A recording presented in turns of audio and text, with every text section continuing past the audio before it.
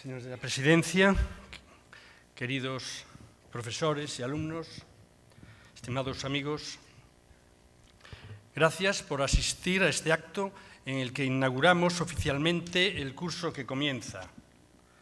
Es un buen momento para, en vuestra presencia, alumnos de los últimos cursos y profesores, ratificar el compromiso del colegio con vuestra educación.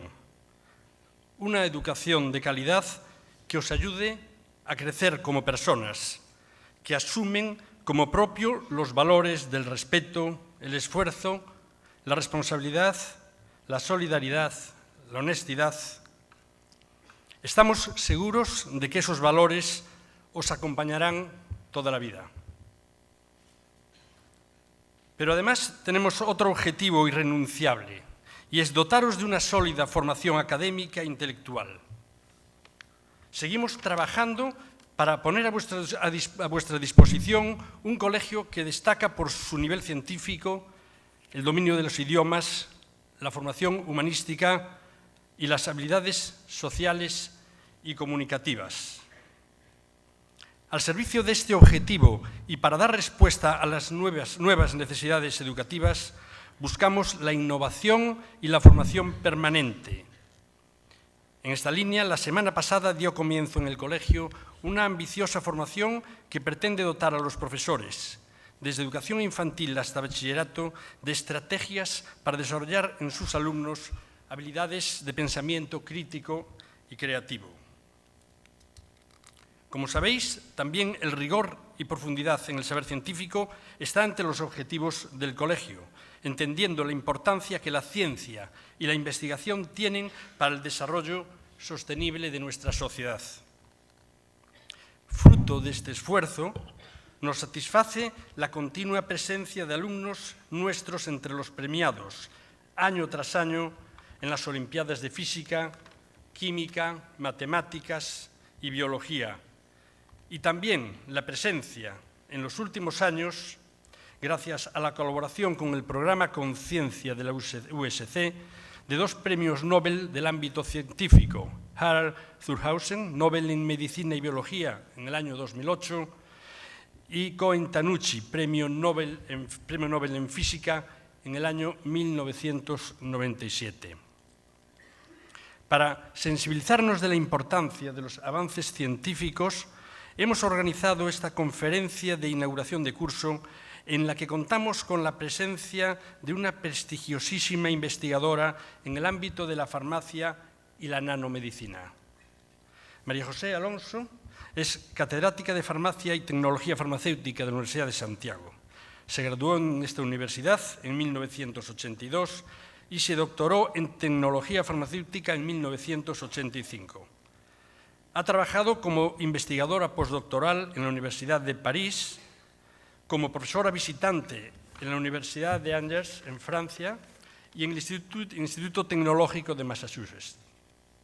La profesora Alonso, ampliamente conocida por sus contribuciones a nanotransportadores de administración de vacunas, fue una pionera en este campo, en España.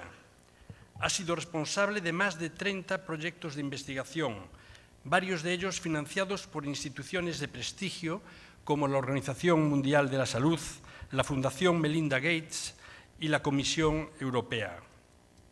Es autora de más de 200 artículos científicos publicados en revistas reconocidas internacionalmente y más de 200 presentaciones en congresos científicos. El carácter innovador de su actividad de investigación también se refleja en 12 patentes, 11 de ellas con licencia para las industrias farmacéuticas. Ella y sus compañeros han sido los beneficiarios de varios premios de asociaciones y revistas científicas. La profesora Alonso fue elegido miembro de la Academia Gallega de Farmacia y de la Real Academia Nacional de Farmacia. Asimismo, ha sido también miembro de varios consejos científicos y asesora de las asociaciones internacionales más relevantes en la administración de fármacos y nanomedicina. Por todo ello, es un enorme privilegio el poder contar con su presencia en este acto de inauguración del curso 2015-2016 en este colegio. Profesor Alonso, tiene usted la palabra.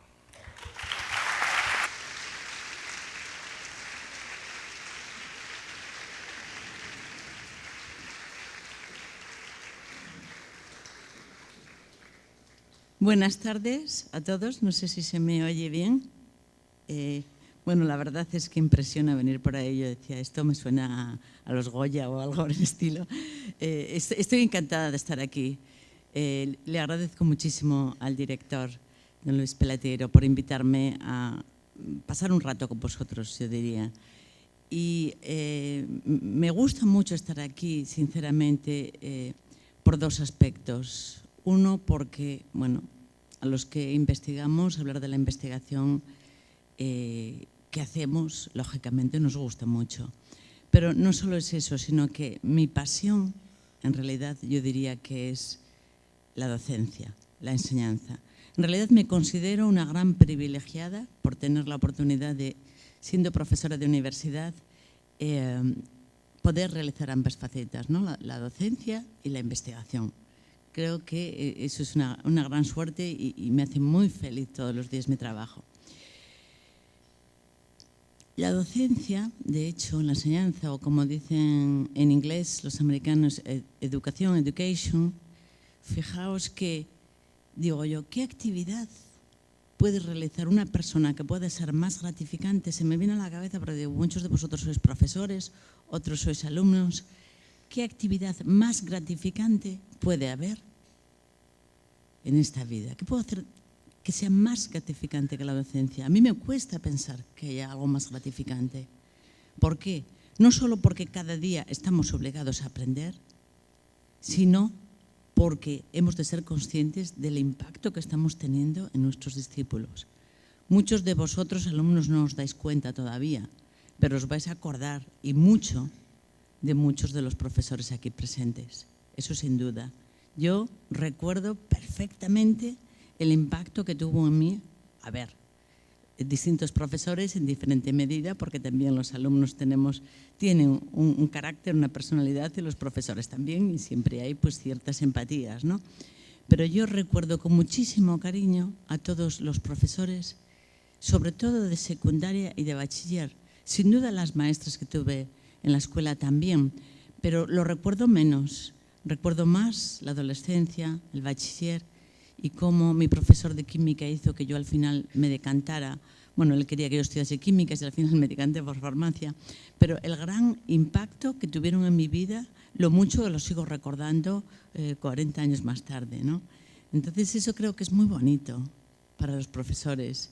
Y bueno, no pretendo ser arrogante, pero yo quiero pensar que todos influimos en nuestros alumnos. Cuando algunos de ellos luego, bueno, muchos de mis discípulos de la universidad, pues grandes emprendedores con altos cargos en la industria farmacéutica, y que yo les llamo para consultarles cosas. Y tanto orgullo, digo yo, qué bien, se formaron conmigo. O sea, es una cosa que realmente es un placer enorme. Bueno, entonces el director me ha pedido que comparta con vosotros, no sé si me seguís oyendo bien, porque yo a veces oigo como un pequeño eco. Bueno. Yo como siempre doy clase de pie, me cuesta muchísimo, nunca doy las charlas sentada. Creo que me encuentro un poco atada. ¿A dónde nos lleva la investigación y el ejemplo de la nanomedicina? Bueno, claro, yo os voy a dar un poco, pues una pincelada de lo que yo creo que es la investigación, y una pincelada muy contaminada por las ciencias experimentales, porque investigar se investiga en todos los ámbitos, humanidades, sociales.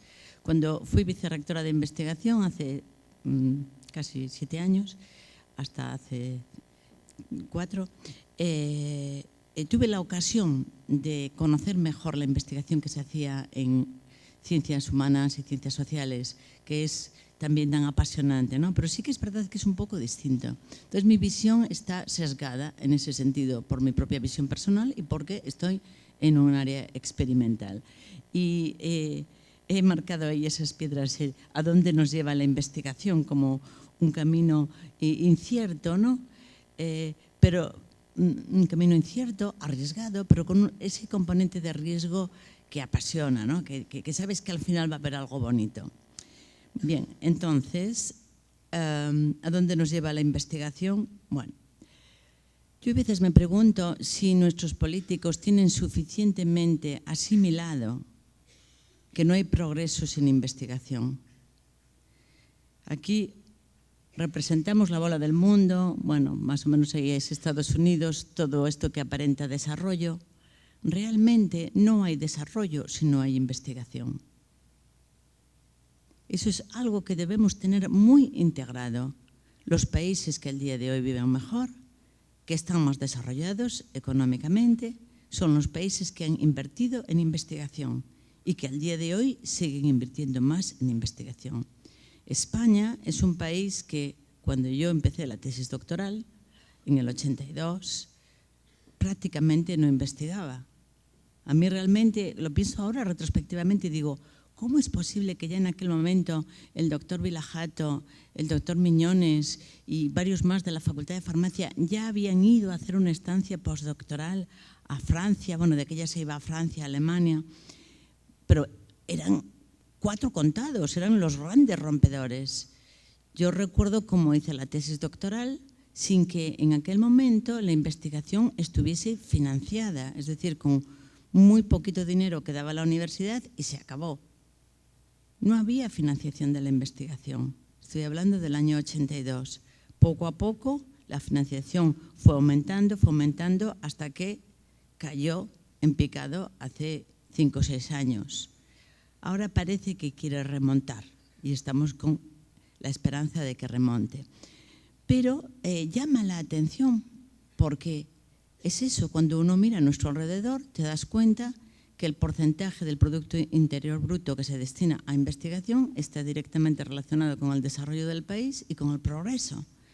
Me imagino que a nivel social también necesitamos progresar un poquito más en el reconocimiento de la investigación y que cuando a alguien en la calle le pregunten, ¿usted qué le pediría a un partido político? Diga, como se le oye a gente en países más desarrollados que España, que apoyen la investigación porque es el futuro de mis hijos y de mis nietos.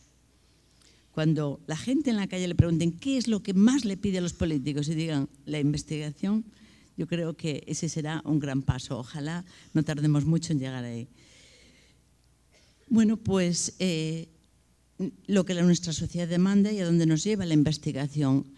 Gracias a la investigación, sin lugar a dudas, al día de hoy disponemos, bueno, la investigación en tecnologías de la información, en electrónica, como bien sabéis, ha sido espectacular en las últimas décadas. La investigación en nuevos materiales, tanto de construcción como de textil. El ámbito de los materiales sintéticos, biomateriales o no biomateriales, ha evolucionado enormemente y estamos completamente rodeados, los edificios, el calzado, la vestimenta, todo. Y luego, como no, los notables avances en el ámbito de la medicina. En las últimas décadas hemos llegado, todavía conocemos poco, pero hemos llegado a un conocimiento bastante profundo de nuestra biología humana, ¿no? Gracias a los desarrollos de la biología molecular, biología celular, la genómica, la proteómica.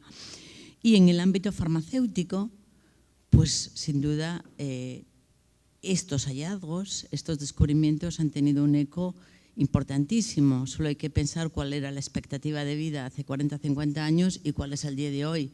Y que en gran medida no es solamente debido a nuestros servicios sanitarios, sino que disponemos de unos medicamentos maravillosos que hay que prescribir y consumir acertadamente, sin abusar, pero unos medicamentos maravillosos, en definitiva.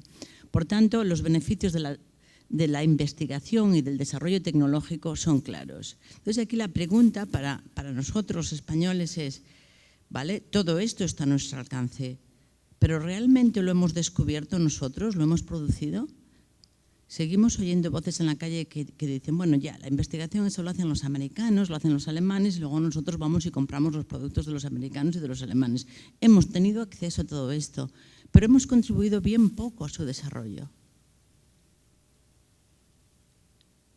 Y esa es la pregunta que nos debemos hacer. ¿Queremos contribuir al desarrollo tecnológico y que seamos nosotros los que exportemos nuestros productos y que no seamos simplemente mano de obra? Es ahí a donde nos lleva la investigación. Pero claro, A la hora de plantearse invertir en investigación, no vale con que llegue un partido político al poder y diga, en los próximos 4 años voy a hacer todo esto. Asumamos que lo hace muy bien. Esto no puede ser así. Tiene que ser un pacto de Estado de todos los partidos políticos, porque hay que hacer un planteamiento de la investigación. Yo creo que lo mismo con la educación, un planteamiento a largo plazo, 2 décadas. En investigación todo lo que sea 3, 4, 5 años no tiene ningún sentido. Fijaos que aquí he intentado ilustrar, perdonad que está en inglés, bueno, aquí sabéis todo su inglés, ahora que lo pienso, me molesté en traducir las diapositivas al español, podía haberlas traído en inglés. Bueno, la cuestión es que lo que aquí se representa es el tiempo que tarda en desarrollarse un nuevo medicamento, ¿vale? En la industria farmacéutica. Entonces se dice que de 10.000 compuestos que teóricamente podrían ser fármacos, de 10.000 compuestos ensayados, solo uno llega a ser aprobado. ¿Por qué? Bueno, pues porque hay una serie de fases de desarrollo preclínico y después de desarrollo ya clínico en humanos, y todo este desarrollo que lleva tanto tiempo, que va de 10.000 a un compuesto, lleva mucho tiempo, pues lleva mínimo 10 años, normalmente entre 10 y 20 años. Y una inversión, bueno, aquí pongo 15, 20 años porque cada vez va siendo un poquito más difícil, pero dejándolo amplio serían 10 o 20 años, y conlleva una inversión de $1.000 millones, un nuevo medicamento. Bueno, pues si los grandes avances, no estamos hablando de diseñar una nueva APP, estamos hablando de crear un nuevo medicamento. Si los grandes avances que, por ejemplo, representa el desarrollo de un nuevo medicamento, llevan 15, 20 años, pues de nada vale una política que apueste por la investigación que sea de 4 años y que venga el siguiente y que empiece a reducir y el otro vuelve y sube otro poquito más, y que estamos así como hemos estado en la última década. Aunque, insisto, con una tendencia muy buena, porque fuimos, desde que yo inicié mi carrera, íbamos subiendo, y solamente fue hace 6 años que de repente nos vimos que caía la investigación y que se ha reducido mucho el tejido investigador, hay que decir. Quería también afrontar el tema de investigación académica frente a la investigación en la industria. Es verdad que a veces nuestros políticos dicen, sí, es que nosotros invertimos poco en investigación para lo que sería deseable, pero es que quien tiene que invertir es la industria. Y tienen razón. Si nos referimos al porcentaje del Producto Interior Bruto que invierte España en investigación, que no llega al 2%, está por debajo, por supuesto, de la media europea y bastante por debajo de Estados Unidos, incluso de Israel, es uno de los países que más invierte. Pero cuando vamos a ver quién invierte, ¿es el gobierno o es la industria? Pues el 70% del gasto en investigación en Estados Unidos procede de la industria. Pero claro, esto es un círculo vicioso. Si yo no desarrollo investigación, no se desarrolla industria. Si no se desarrolla industria, no se financia investigación. Y es ahí donde yo siempre sigo reivindicando el papel de nuestros gobiernos, de nuestros políticos, a la hora de hacer una política adecuada de investigación y que promuevan el desarrollo de empresas que contraten a gente con talento, una economía basada en el talento y no, como venimos oyendo en los últimos años, en el ladrillo. Bueno, la relación academia, bueno, cuando digo academia me refiero a universidad, centros de investigación. La relación academia-industria es muy importante. Es importantísimo porque si no, esta soy yo hace, no sé, 10 o 15 años, ya no me acuerdo, con las nanopartículas aquí, no se ve muy bien. ¿Cómo consigo yo que estas nanopartículas que tenemos aquí y que administradas a un ratón le eliminan el cáncer, cómo consigo yo trasladar esto a esta industria farmacéutica donde se fabrica todo de forma robotizada y está ahí el producto ya para vender? Este es un gran problema que afrontamos el día de hoy también los investigadores. Se nos dice, tenéis que hacer investigación aplicada, tenéis que abordar problemas que afecten a nuestra sociedad. Y muchos de nosotros eso lo tenemos muy asumido. cuáles son nuestros problemas, qué puedo hacer yo por el mundo, qué quiero resolver como investigación, cómo voy a mejorar la salud de las personas. Y eso creo que lo tenemos, si no todos, la mayoría bastante asimilado. El problema está en que de lo que hacemos en el laboratorio hasta que llega a la industria farmacéutica hay un periodo ahí que le llaman el Valle de la Muerte, donde mucho del trabajo que hacemos se pierde. Se pierde y no se pierde. A ver si me explico. Cuando hacemos un trabajo de investigación en el laboratorio, lo publicamos o lo patentamos. Y todas esas publicaciones y todas esas patentes, aunque no lleguen a ningún buen puerto, los utiliza la industria para su investigación y su desarrollo. Os puedo decir que la mayor parte de los medicamentos que están comercializados, la mayor parte, el conocimiento original que llevó al desarrollo de ese medicamento procedió de la universidad. Porque la universidad investiga y parece que ¿qué se hace con esto? Bueno, pues se publican los resultados, esos resultados son utilizados por la industria farmacéutica y a partir de ahí diseñan. Claro, mejor sería que nosotros tuviésemos un poco más de control en esa evolución, que a fin de cuentas de repente vemos que sale un medicamento y dices, ¿y eso que yo hice en su día y que publiqué tiene que ver con este producto? ¿Les habrá servido? Bueno, seguramente que sí les ha servido, porque hace falta muchos resultados y mucha actividad para generar un producto. Pero sería más deseable que yo, española, investigadora con fondos españoles, pudiera seguir esa trayectoria y beneficiarme yo económicamente y, por supuesto, mi universidad y mi país. Y eso es lo que todavía aquí hacemos un poco mal. ¿Y por qué lo hacemos un poco mal? Eso es lo que se llama traslación de los resultados de investigación. Porque para pasar desde la fase de investigación en el laboratorio hasta el desarrollo industrial, es imprescindible pasar en mi campo, sobre todo, por alianzas con las grandes farmacéuticas, y es imprescindible disponer de mucho, mucho dinero. Necesitamos que la gente que tiene mucho dinero, las empresas de inversión que van a invertir a Estados Unidos, inviertan en las ideas que desarrollamos los españoles, inversiones y alianzas. Porque, qué duda cabe, la mayoría de las grandes farmacéuticas no investigan en España. Investigan en Suiza, investigan en Alemania, investigan en Estados Unidos. Pero aquí investigaban más de lo que investigan. Ahora se han cerrado muchos centros de investigación de las grandes farmas. ¿Y eso por qué?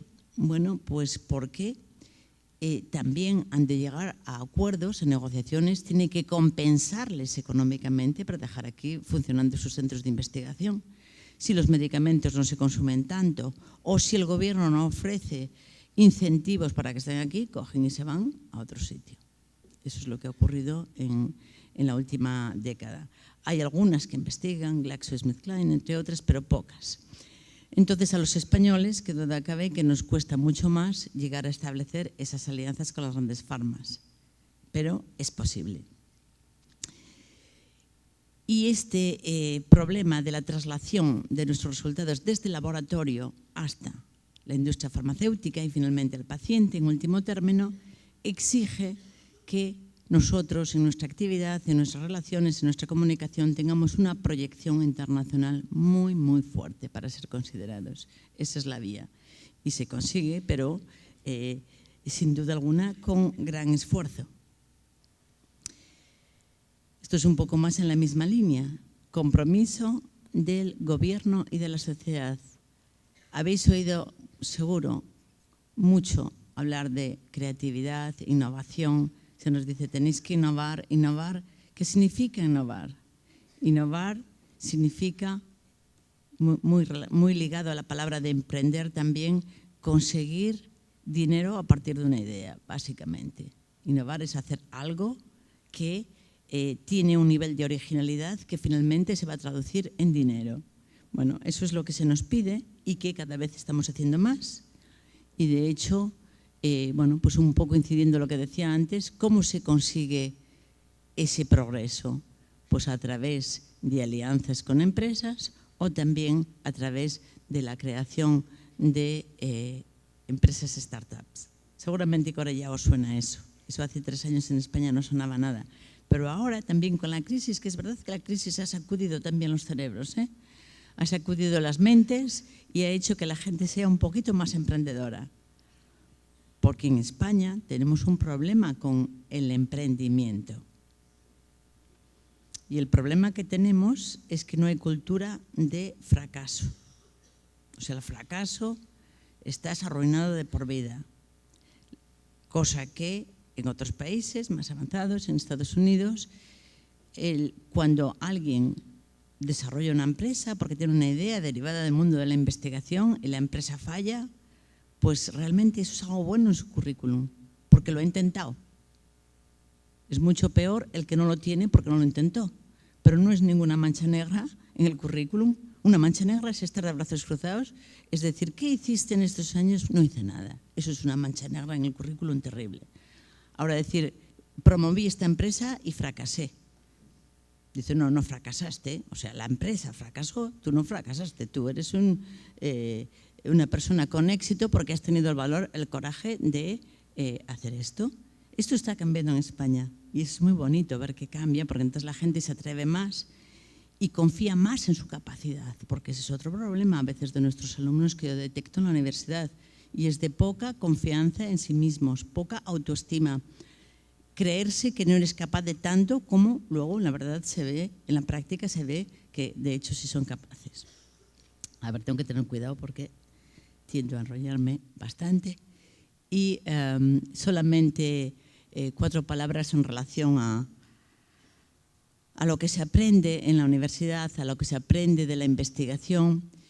Yo ahora a los alumnos cuando empiezan hago un comentario que es un poco provocativo y que sé que no todos los profesores comparten, y es que digo que en la universidad se viene a aprender, no solamente a asimilar conocimiento, se viene a aprender a razonar, a criticar, a discutir, a tener visión crítica sobre los problemas, no solamente adquirir conocimiento. El conocimiento hoy en día vale muy poco porque está ahí.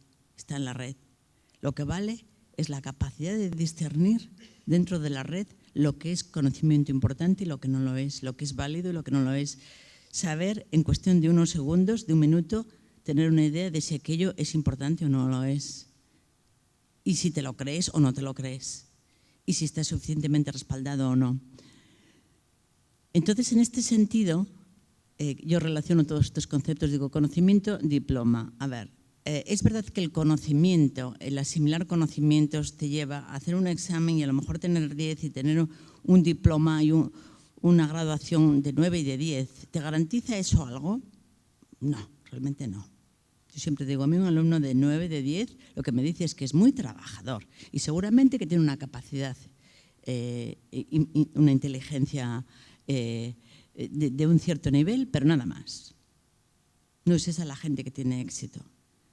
La gente que tiene éxito es la gente luchadora, que le gusta aprender y emprender. La gente, como decía antes, que se arriesga. Y aquí enlazo con la investigación, porque de algún modo, muchas veces mis alumnos me dicen, yo estaba pensando en hacer la tesis, pero mis padres me dicen, eso de la tesis, otros 3 o 4 años más. Si total, no hay plazas en la universidad, ¿para qué quieres hacer una tesis? Eso es una afirmación, en mi opinión, muy errónea. Porque la tesis no se hace simplemente para conseguir una plaza en la universidad. La tesis se hace para llegar a un nivel de capacidad de razonamiento, de abstracción, de organización, de establecimiento de relaciones, como dicen ahora el networking, team building. Todas esas habilidades y capacidades que son transversales y que da lo mismo estar en nanotecnología que en lo que sea, son importantísimas y se adquieren mucho, mucho, mucho durante la tesis. yo veo una transformación espectacular de los alumnos, desde que empiezan la tesis hasta que la terminan. Espectacular, mucho más grande que durante el grado. Y digo, el placer de descubrir, el placer de razonar, porque efectivamente ser capaz de razonar produce placer y ser capaz de descubrir, por supuesto, que produce muchísimo placer. Y esto es algo que, a ver, yo hablo de la tesis doctoral, pero seguro que estéis de acuerdo conmigo, que esto tiene que, en esta progresión, los niños en primaria son tremendamente creativos. Lo que les gusta es descubrir, saber cómo funciona, crear. Llegan a secundaria y parece que eso se va atenuando. Llegan al bachiller y todavía se atenúa más. Y luego ya en la universidad ya nos encargamos de que no tengan iniciativa ninguna. Esto ha ocurrido. Tenemos que intentar pensar qué es lo que está pasando y minimizar esto. La investigación debería ser algo que le debería apetecer a todo el mundo, porque es el placer de descubrir y de crear. Pero yo creo que no se traslada este mensaje convenientemente a ninguno de los niveles. O que se puede trasladar mejor, vamos a dejarlo así, se puede hacer mejor. Y ojalá a los niños les guste cada vez más investigar y esto les entre desde, no en la universidad, sino mucho antes, que yo creo que va a ser más fácil.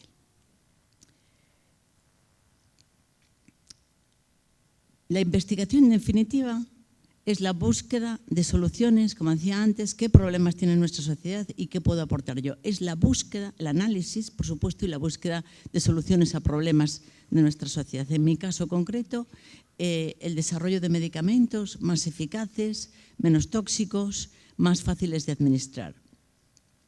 Pero, como os decía antes, la formación de los investigadores, al menos en nuestro laboratorio, procuramos que adquieran todas estas habilidades y capacidades, que mejoren su capacidad de comunicación, su capacidad de llegar aquí y dar una conferencia, su capacidad de comunicación con su entorno más inmediato, de crear buena sintonía de grupo, de conseguir que tus compañeros te ayuden, capacidad de gestión, y digo gestión integral, capacidad de gestionar tu tiempo, capacidad de gestionar tus recursos, que tienes una cantidad de dinero para hacer un proyecto, tu capacidad para gestionar, bueno, pues eso, tu día a día y todo de lo que dispones para ejercer tu actividad.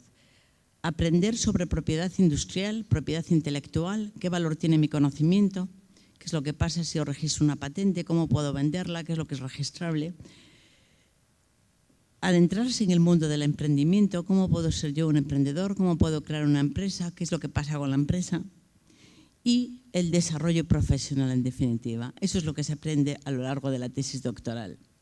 Y algo muy importante a la hora de decidir de hacer una tesis es que la persona esté expuesta no solamente a ese laboratorio, sino a laboratorios de todo el mundo. Es decir, que su trabajo esté en conexión con otros centros de investigación, a ser posible, a nivel internacional, porque el estar expuesto al mundo, y esto es muy frecuente en investigación, levantarte por la mañana, te pones delante del ordenador y estás hablando con alguien de Francia, alguien de Estados Unidos, alguien de Japón, alguien de Suazilandia. Tengo yo una alumna de Suazilandia, por ejemplo. Y ya para no insistir más sobre el tema de la investigación, bueno, pues me imagino que muchos de vosotros ya sabéis cuál es la carrera investigadora, pero después del grado y del máster, que en el caso de medicina, farmacia, veterinaria, no es necesario el máster para hacer una tesis doctoral, en los otros casos sí. Viene la tesis doctoral, que suele durar 3 o 4 años, y luego la formación postdoctoral. Esta es la carrera investigadora. La carrera investigadora no termina con la tesis, luego hay un periodo de formación postdoctoral que dura de 1 a 5 años. Eso la gente que se quiera dedicar a la investigación, porque muchos de los doctores deciden que no quieren dedicarse a la investigación, y no porque no les haya gustado, sino porque han desarrollado esas habilidades de las que os hablaba antes y deciden dirigirse hacia el mundo, por ejemplo, de los negocios.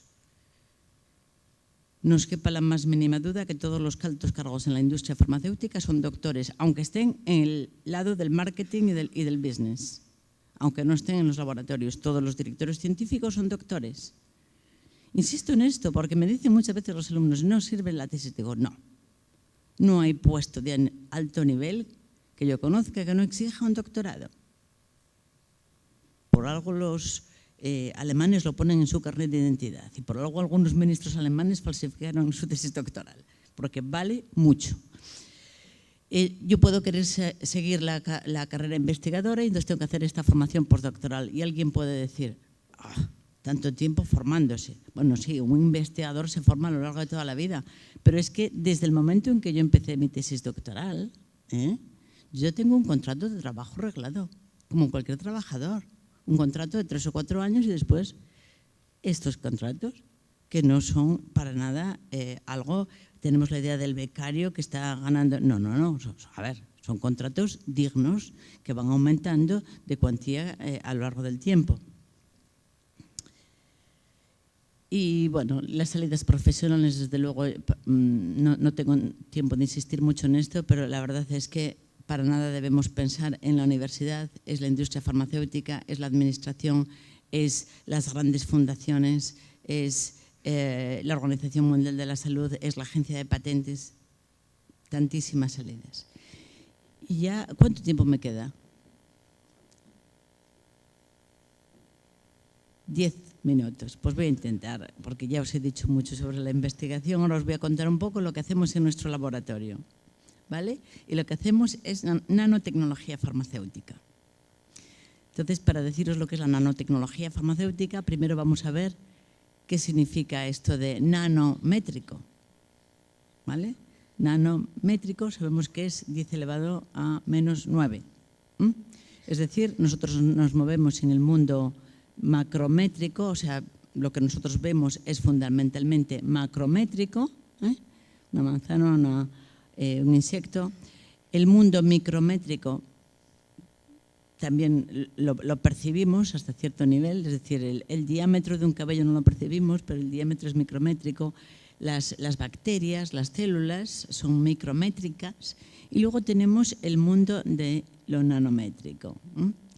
El mundo de lo nanométrico que siempre ha estado ahí, pero curiosamente no fue hasta que el premio Nobel Richard Feynman, pues hace medio siglo, un poco más, pronunció la palabra nanotecnología y dijo, ahí hay un mundo desconocido, pero que promete mucho y que va a dar mucho de sí en las próximas décadas, y él dijo, y en particular en el ámbito de la salud. Es un mundo que desconocemos porque no lo podemos ver visualmente. No estamos hablando de moléculas ni de átomos que nos imaginamos, lógicamente no las vemos, pero lo nanométrico, que son clústeres, agrupaciones de moléculas, las podemos ver. Los podemos ver en los microscopios de alta resolución, que esa es la ventaja, que lo puedes ver lo que construyes. Esta es una nanopartícula diseñada en nuestro laboratorio, tiene 100 nanómetros de diámetro, dentro tiene ADN, es un transportador de material genético y veis que es redonda, perfecta, y podemos controlar la velocidad a la que sale ese material genético, etc. Aquí tenemos cadenas de ADN que también tienen un tamaño nanométrico y estos son virus. Los virus tienen tamaño nanométrico por debajo de las micras. Entonces, nosotros nos movemos en el mundo nanométrico y la nanotecnología, por tanto, es la tecnología que conduce a la obtención de objetos nanométricos. ¿Qué ocurre? Que en la escala nanométrica las propiedades de los materiales cambian. Y cómo interaccionan esos materiales con nuestro organismo es muy distinto si estamos en micro o si estamos en nano. Las aplicaciones son en muchísimos ámbitos, sobre todo en materiales, en cosmética y en salud, que os voy a mostrar ahora algún ejemplo concreto. Esto es una partícula estas son partículas que están atacando a este macrófago. Bueno, esto es una ilustración. Pero bueno, la nanotecnología es algo nuevo, pero la tecnología farmacéutica no es tan nueva. Ya viene de bastante antes. De hecho, el origen de la tecnología farmacéutica es de Galeno, del siglo II, porque fue el primero que empezó a utilizar el mortero y a preparar allí sus hierbas y los potingues para administrar a los pacientes, ¿no? Entonces, la tecnología farmacéutica, básicamente lo que hacemos en tecnología farmacéutica es disponemos de un polvillo que es el fármaco, el principio activo, y le damos la forma adecuada para ser administrado, ¿vale? En muchos casos, esta forma, la cápsula, el supositorio, el comprimido, no tiene ninguna influencia en el efecto, es simplemente un empaquetado, ¿vale? Por tanto, no pasa nada cuando hablamos de genéricos, son lo mismo unos que otros, es el empaquetado. Pero poco a poco se han ido desarrollando sistemas más complejos, como son los parches transdérmicos y, como decía antes, ahora estamos en el mundo de lo nanométrico y tenemos nanomedicamentos.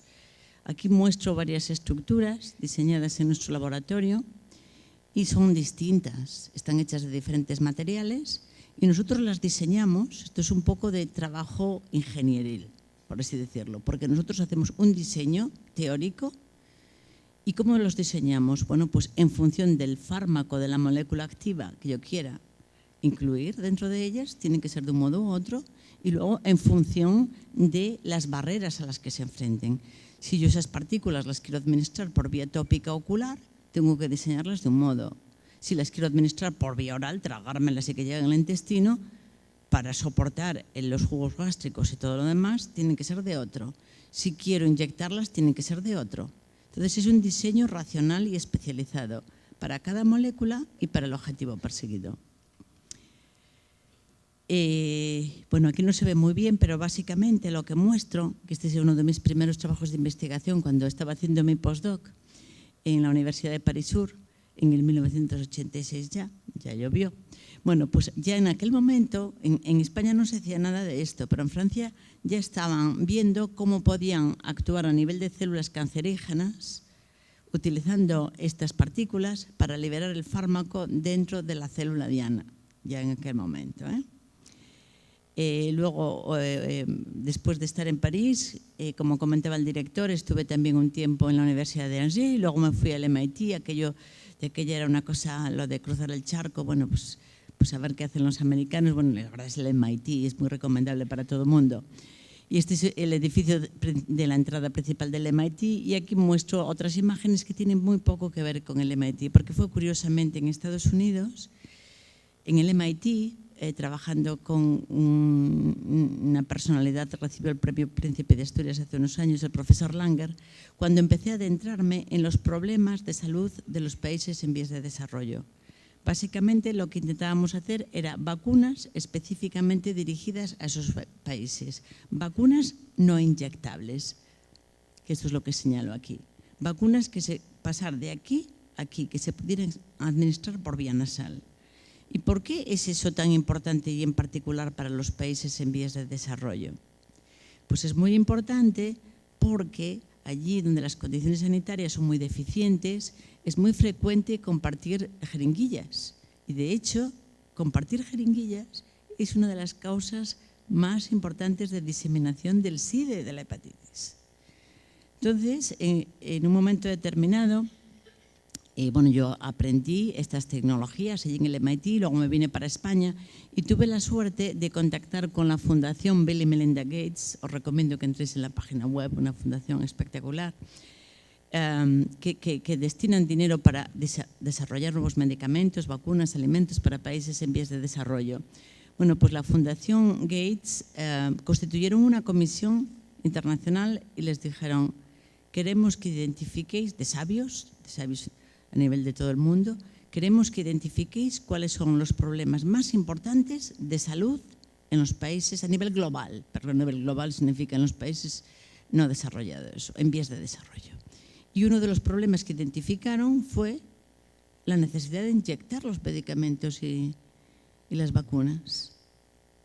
O sea, enfermedades como la hepatitis B o el tétanos, que aquí están erradicados, bueno, pues en otros países no, simplemente por el hecho de que tiene que ser una vacuna inyectable. Bueno, pues trabajamos en este proyecto. Otro proyecto en el que estamos trabajando es en terapias oculares. Fijaos que nosotros hacemos tecnologías, por lo tanto, a veces cuando me entrevistan, dicen: ¿tú trabajas en cáncer? Yo digo, yo trabajo en cáncer, en enfermedades oculares, en cualquier tipo de medicamento que tiene un problema que hay que resolver. Entonces, yo lo que hago, mi laboratorio lo que hace es resolver esos problemas para que el medicamento, por ejemplo la vacuna, se pueda administrar por vía nasal en lugar de inyectar. En el caso de la vía ocular, bueno, pues uno de los problemas más importantes es que los fármacos atraviesan muy mal la barrera ocular, muy mal. Y hay muchos nuevos medicamentos que podrían ser muy eficaces para el tratamiento de enfermedades que al día de hoy están causando estragos, pero no se pueden administrar porque no atraviesan la barrera ocular. Por ejemplo, los basados en terapia génica. Bueno, pues no os voy a entrar en el detalle. Bueno, esta es la suspensión de nanopartículas, porque las nanopartículas es como una leche diluida, así algo opalescente, y se administra en forma de gotas o se puede convertir en un polvo, que luego se resuspende. Y esto que veis aquí, que es la córnea de un conejo que aparece toda verde, simplemente el color verde nos dice que ese material genético ha atravesado la córnea y ha llegado al ojo. Y como consecuencia de eso se produce un color verde. Es la señal que tenemos nosotros de que efectivamente hemos superado la barrera. Estamos muy involucrados también en estos momentos, estamos participando en un gran consorcio europeo con 16 instituciones, incluyendo empresas farmacéuticas, y se lo coordino yo desde aquí, desde Santiago. Estamos intentando desarrollar una insulina oral o nasal o algo equivalente. En realidad estamos huyendo un poco de la insulina porque ahora hay nuevos fármacos más potentes quizás que la insulina en la industria farmacéutica que aún no se han comercializado simplemente porque hay que inyectarlos. ¿Vale? Y la industria dice que si no tenemos una forma oral no lo van a comercializar porque no va a ser rentable económicamente. Ya han hecho el estudio y se estima que de aquí a 15 años prácticamente la mitad de la población tenga un cierto nivel de obesidad y haya muchísimos diabéticos y sabe que hay mucho negocio. Pero no habrá negocio si la formulación es inyectable. Entonces intentamos conseguir una forma de administración oral de tratamientos muy eficaces para la diabetes. Y por último, el tratamiento del cáncer. Bueno, todo esto que os estoy enseñando lo hacemos todo en colaboración con la industria farmacéutica y con clínicos. En concreto, en el caso del cáncer, tenemos una colaboración muy estrecha con el Servicio de Oncología de la Universidad de Santiago. Y, por ejemplo, estos son experimentos muy recientes. Aquí tenemos nanopartículas en verde que están en las células tumorales. Y esta es una ilustración de este fenómeno. Y básicamente lo que hacemos es dirigir el fármaco no ya al tumor, que el tumor, bueno, pues con cirugía se elimina, sino a las células metastásicas, fundamentalmente, que están fundamentalmente en linfa. Entonces es dirigir el fármaco hacia allí. Por cierto, algo que me olvidé de aclarar, los fármacos son tontos, los fármacos no saben a dónde tienen que ir. Los fármacos cuando nos los tomamos van por todo el organismo.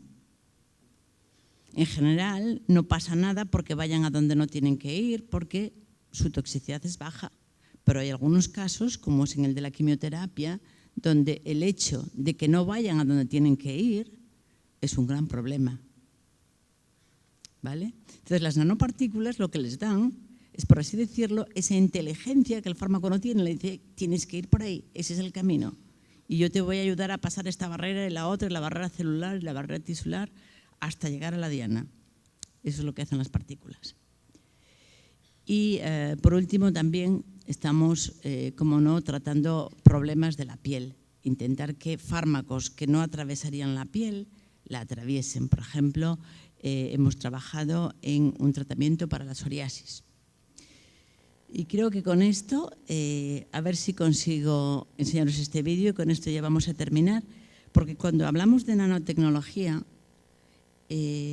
alguna persona me ha preguntado ¿cómo es posible que trabajéis en tratamientos para países en vías de desarrollo, donde el tratamiento tiene que ser muy barato, haciendo uso de la nanotecnología? Y la respuesta a esa pregunta es: el hecho de que sea algo moderno de los últimos años no significa que sea caro. No es caro. Y los procedimientos pueden ser tremendamente sencillos. Os voy a mostrar cómo obtenemos nanopartículas.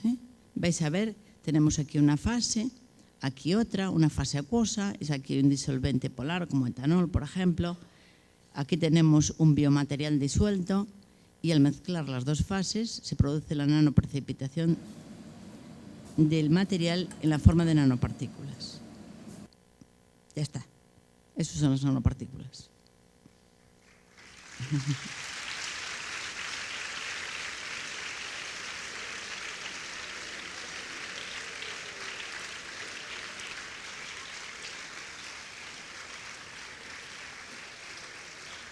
No he terminado, ¿eh? ¿Queréis saber lo que ocurre dentro de ese vaso de precipitados que se transformó en blanco simplemente porque se formaron en ese momento las nanopartículas? Pues lo que ocurría era algo parecido a esto, que los profesores de química física y los alumnos que estáis cursando estas materias lo entendéis perfectamente. Es decir, claro, eso parece magia, ¿no? Pero tenemos muy calculado todo lo que mezclamos. Y lo que ocurre en realidad allí es algo así como esto. A ver, lo rojo es la partícula de fármaco y lo que tenéis alrededor son moléculas anfifílicas que tienen una cabeza polar y una cola apolar. El fármaco se empieza a disolver, a dispersar a nivel molecular, ¿vale? Tenemos el fármaco disperso a nivel molecular y tenemos allí un mezcladillo de todo, pero poco a poco las moléculas de fármaco se van organizando y las moléculas de estos pueden ser tensoactivos, pueden ser moléculas anfifílicas que, bueno, en general son tensoactivos y tenemos esto, ¿no? Tenemos la estructura formada. O sea, dentro tenemos el fármaco bien protegido, recubierto por esto y luego el fármaco saldrá de una manera controlada, que es donde lo tenemos, saldrán las moléculas de una manera controlada en el sitio oportuno. Eso es lo que ocurrió allí.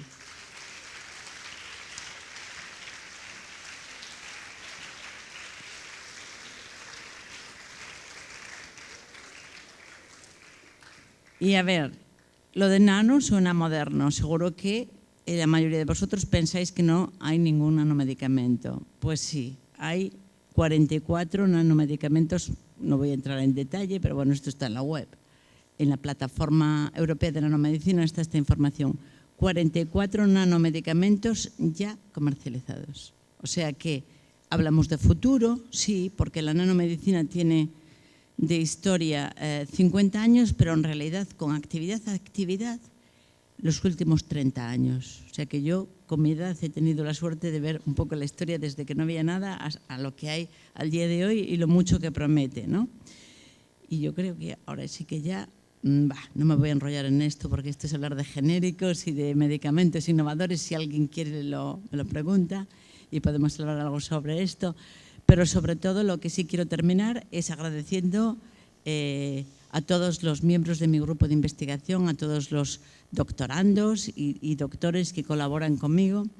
Hacemos nuestra investigación en este edificio que está cerca del hospital, que se llama CIMUS, Centro de Investigación en Medicina Molecular, y las dos últimas plantas son de nanomedicina, son nuestros laboratorios.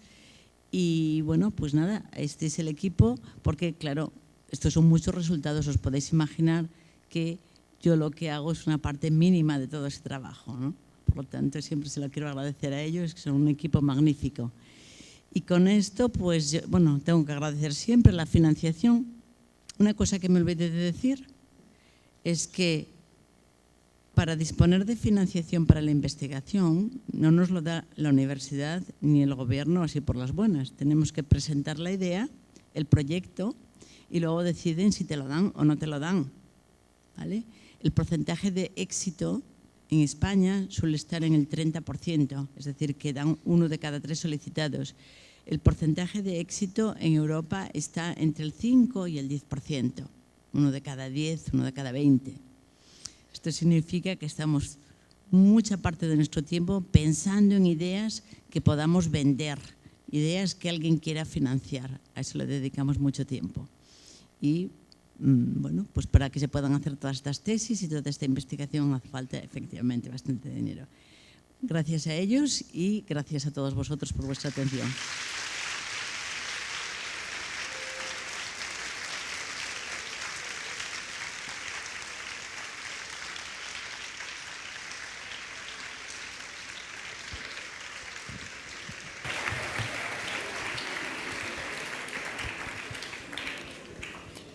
Muy bien, si alguien quiere hacer una pregunta, estoy seguro que la profesora María José Alonso está dispuesta a contestarle.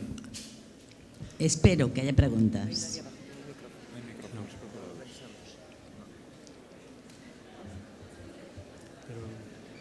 A ver quién se anima. Hay una pregunta.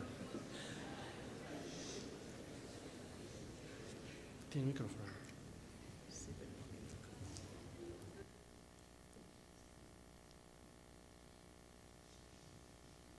A ver, ¿alguna pregunta? Levantáis la mano, es que antes parece que había, pero no.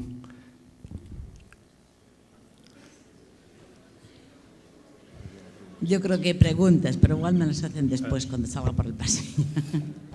Bueno, mientras algún alumno se anima a hacer alguna pregunta, yo quería plantear una cuestión, y he visto cierto paralelismo al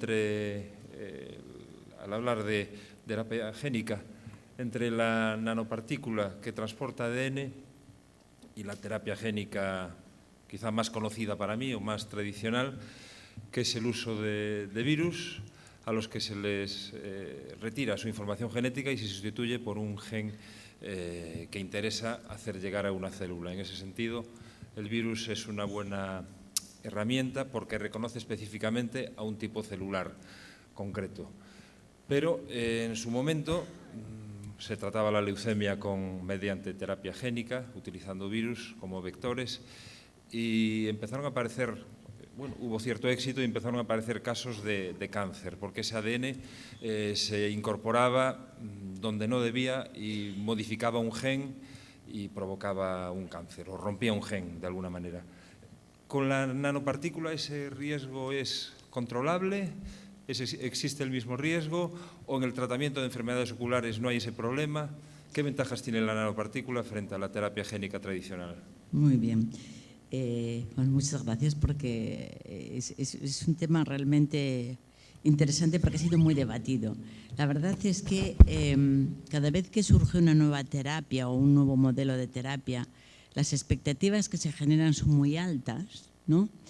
Y cuando surgió la terapia génica, la idea conceptual y empezaron a hacerse los primeros desarrollos, se pensó que iba a ser la panacea, que iba a ser, vamos, el tratamiento ideal de todas las enfermedades. Luego resultó que eso no es así, y esto pasa con frecuencia. Cuando las expectativas son muy altas, entonces las grandes farmas hacen una inversión enorme, crean sus laboratorios para terapia génica, y luego pasó eso, empezó a morirse algunas personas con terapia génica y decidieron que cerraban sus laboratorios. Eso se trasladó a la sociedad y la sociedad de algún modo identificó la terapia génica con toxicidad. Vale. Eso ya se está pasando y lo que está ocurriendo, como ocurre generalmente, es que la terapia génica no puede ser universal para todo, sino que tendrá que ser en determinados casos donde el balance beneficio-riesgo compense, ¿vale? Y ahora hay un resurgir de la terapia génica. Es verdad que estuvo denostada durante unos años, o sea, hubo un boom en los 80, luego en los 90 hubo una caída y ahora volvió a despegar. Bien, ¿por qué volvió a despegar? Porque sabemos mucho más sobre terapia génica y sobre todo sobre vehículos para liberar el material genético.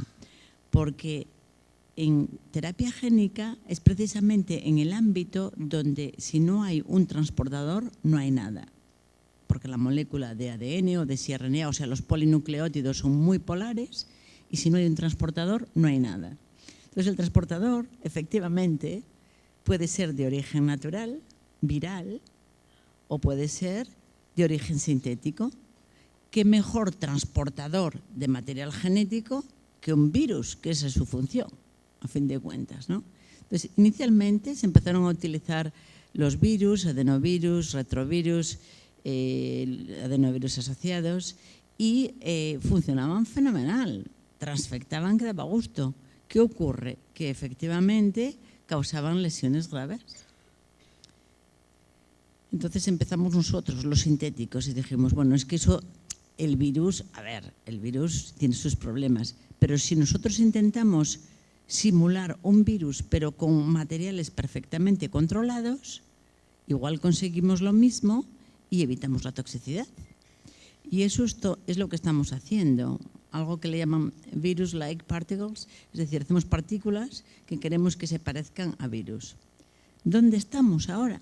Bueno, pues ahora estamos en un momento en el que los virus se han conseguido detoxificar, son mucho más inocuos y hay unos cuantos ensayos clínicos, Y los vehículos nuestros, los sintéticos, lo que ocurría es que inicialmente eran poco tóxicos, pero no eran eficaces a la hora de transportar el material. Ahora se ha mejorado mucho la eficacia. Es decir, que hay efectivamente los dos ámbitos. El ámbito del vector viral, cuya toxicidad fue un problema, pero ahora se conoce mucho más y se ha conseguido reducir muchísimo. Y el vector sintético, cuya eficacia es menor, pero tiene menos riesgos de toxicidad.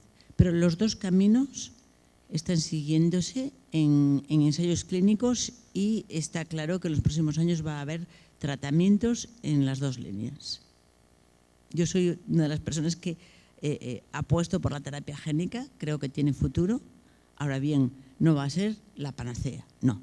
Será para determinadas enfermedades, probablemente de cierto riesgo. Antes de quedarte ciego, probablemente quieras terapia génica. Luego han surgido otras moléculas. Inicialmente eran plásmidos ADN, ahora son siRNA, microRNA, moléculas que son más fáciles de llevar al sitio y en algunos casos sin ninguna posibilidad de inserción en el genoma, que era lo que se creía la gente, es que me voy a cambiar yo genéticamente. No, eso no puede ser.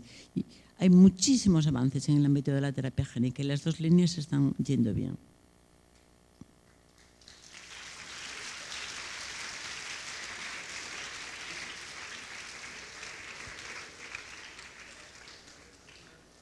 ¿Alguna otra pregunta?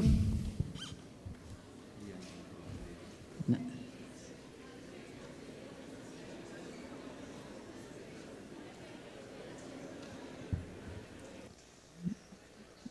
Muy bien, muy bien.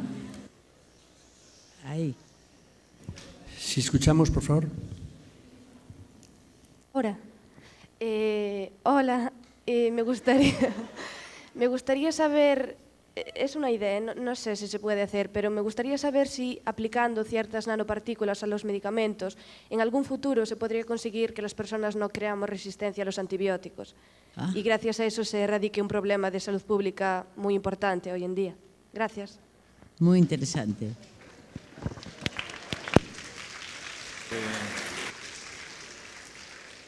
A ver, ya me estaba sorprendiendo. Yo tengo la idea de que los alumnos de Peleteiro son alumnos muy activos, acostumbrados a hacer trabajos en equipo, a levantar la mano y hacer eso. Ya me estaba sorprendiendo. A ver, es un ámbito totalmente puntero, efectivamente, porque hay muchísimas resistencias frente a los antibióticos y nosotros lo que hacemos es engañar a las células. O sea, las células lo que hacen es, las bacterias, en el cáncer ocurre lo mismo con las células. Las bacterias lo que hacen es desarrollar mecanismos para expulsar el fármaco, ¿no? Nosotros lo que hacemos es engañarlas porque el antibiótico va dentro de la partícula y no es visto y por lo tanto no es reconocido como tal.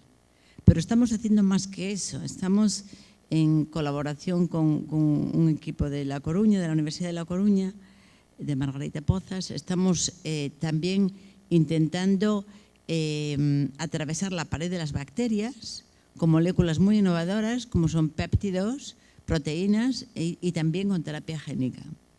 O sea que es un campo muy puntero porque efectivamente hay una gran necesidad por resolver el problema de las resistencias y la estrategia de la nanotecnología es una de ellas. Muy bien.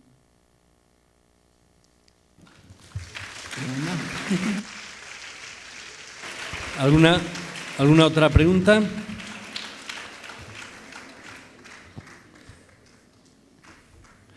Bueno, pues lo vamos a dejar aquí porque además ya se nos echa el tiempo encima para el autobús. Yo quiero agradecerle realmente muy fuertemente a la profesora María José Alonso que haya tenido la amabilidad de acercarse al colegio y a dar esta formidable charla de inauguración de curso. Muchísimas gracias. Gracias.